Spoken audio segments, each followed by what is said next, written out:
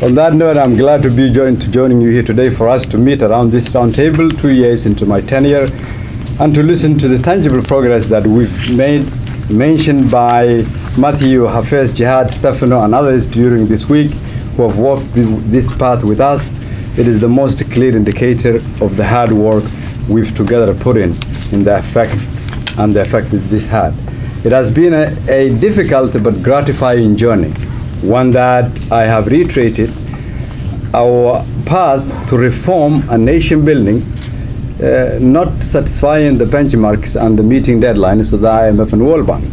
But I am also here to report that after 2 years on the job, my qualified observation has been that as difficult and painful the reforms have been, what has been the most difficult undertaking is to influence change despite an entrenched narrative.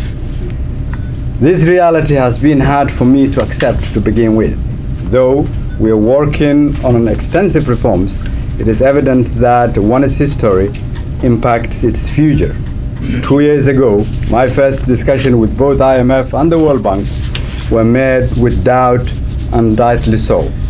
Since then, we've shown unparalleled commitment, opened our books and offices, and worked hand in hand with the IMF, World Bank, and involved donors against not just to meeting benchmarks and deadlines, but to work hard to achieve these targets. The collaboration and cooperation with the IMF, World Bank, and the rest of the donors for us has become a tool to reform our country's institutions. It is the strategic choice for Somalia rather than going the path of false hopes and shortcut choices that can have serious consequences for a nation in the future. Due to the working relationship we've had with each of you who are here, we've made tremendous progress. We can now report that our economy, though small, is growing. We have the lowest inflation rate in the neighboring countries, stronger purchasing power, thousands of businesses registered, since only in Mogadishu since our president was elected. These are results of fiscal discipline and wide and radical reforms that we've undertaken. Our budget has increased and our budget process have become more transparent than ever.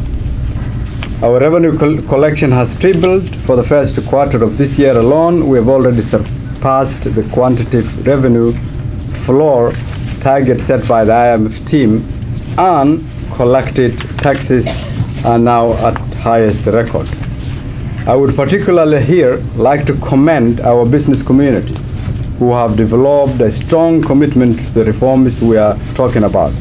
They have taken more risks and have paid the highest taxes since the collapse of our nation, because they understand working with international partners will open doors of opportunities.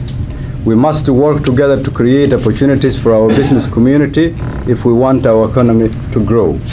We want international investors to benefit as well from the immense opportunities that exist in Somalia and the potentiality of the future for the benefit and prosperity of the Somali people, the region, and the wider world. We have submitted to our parliament, in connection with the reforms, money bills, more than 30 approved by my cabinet. Those important include the establishment of an independent anti-corruption commission, the PFM strategy to increase accountability and transparency, a landmark telecommunication bill that no government has managed to pass and implement, has also been enacted into law, and we're working with that and generating revenue. A National Procurement Act has also been enacted into law, which will further enhance accountability and transparency in fighting corruption. The Water and Energy Bill and many other bills are also pending approval by the Parliament. Civil Services Reform legislation is also under works. Additionally, we have cancelled more than dozens of contracts for services that government used to do and were awarded in no transparent manner to provide to private individuals and companies. We continue to look into all contracts that has been awarded. We are also working towards fiscal harmonization between the federal government and federal member states.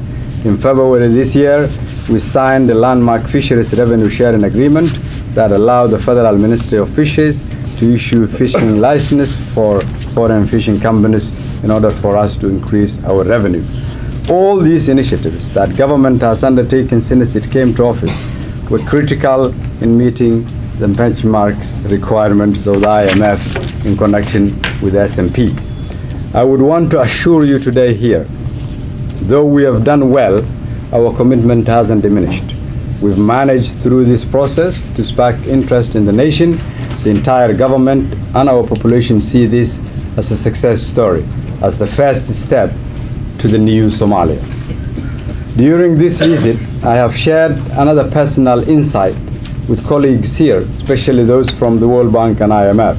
Reforming Somalia's economy is not enough if we do not at the same time reform the security sector and our political processes. But the discovery for us has been there is no single universally agreed roadmap and implementer for security sector reform, as there is for the economic reform.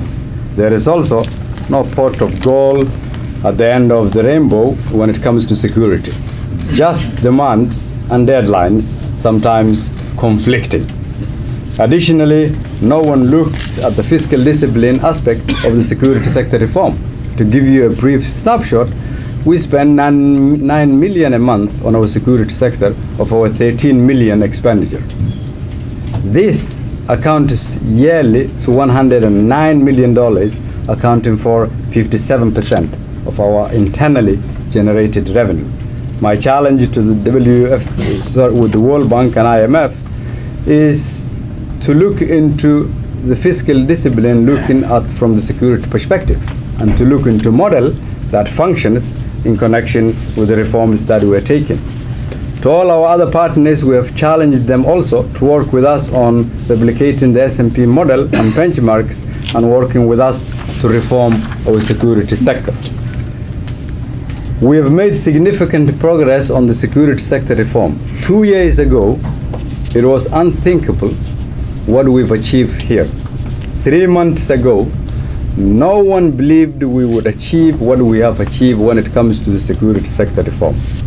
We began by ensuring all SNA and federal police soldiers are biometrically registered. We've put in place a very strict vetting process of the personnel registered. In addition, we've started to pay our soldiers directly into their bank accounts. In March 2019, nearly 17 soldiers have been paid directly into their bank accounts. In addition, the soldiers also receive their rations funds directly into their bank accounts. As a result, we've saved more than $2 million monthly. We've reformed the administration and the finance and personnel departments of the SNA and the police. We've developed new financial management procedures and guidelines tailored to the security agencies to increase transparency and accountability of the management of all security sector expenditures. We are in the process of re-tendering all security sector contracts to ensure that they go through an open and transparent procurement process. We also asked the Auditor General to conduct an external audit of our security forces, previously unheard of, and we will begin shortly to follow up on these audit's recommendations. We've also begun conducting operations secure and hold operations by SNA for the first time. It wouldn't have been possible without the reforms. We are holding territory as a result of these reforms, and holding is linked to sustaining our forces. I believe the biggest obstacle on the security sector are now behind us. Then the third leg to reform is our political process. The vested interests in the economy and the security sector are also in this political sector. It is my belief that the best way to reform is to give political system that gives power back to the Somali people to make their choices on their governments themselves. In order for us to reform our policies, we've determined to start with completing our constitution. That includes clarity on revenue sharing, fiscal federalism, power sharing structures within the federal member states as defined in our constitution, and our future government structure. All these models have been developed, and we are working on bringing together all stakeholders in the parliament, FMSs, and other members of our society to join hand in hand so that we can agree on the future of Somalia and how it should be organized. With the decision point and debt relief on the horizon and a promising security sector reform that is yielding progress, we are becoming more accountable. A comprehensive political reform is in the works. I believe Somalia is on the correct path to its recovery. I would like to request that you stand with the Somali people. Finally, your efforts can be recognized for yielding success story. I hope we can continue to work unabated on this issue and that we can speak to the truth of the challenges and opportunities before us. And the narrative can be changed to a new narrative using this success story of the partnership on reform with our national financial institutions. I thank the World Bank and the IMF for organizing this event and the close partnership. I also thank the donors who have stood by the Somali people for decades, and I hereby renew my full commitment to continue and see through these important reforms that will bring about peace and stability in Somalia. Thank you.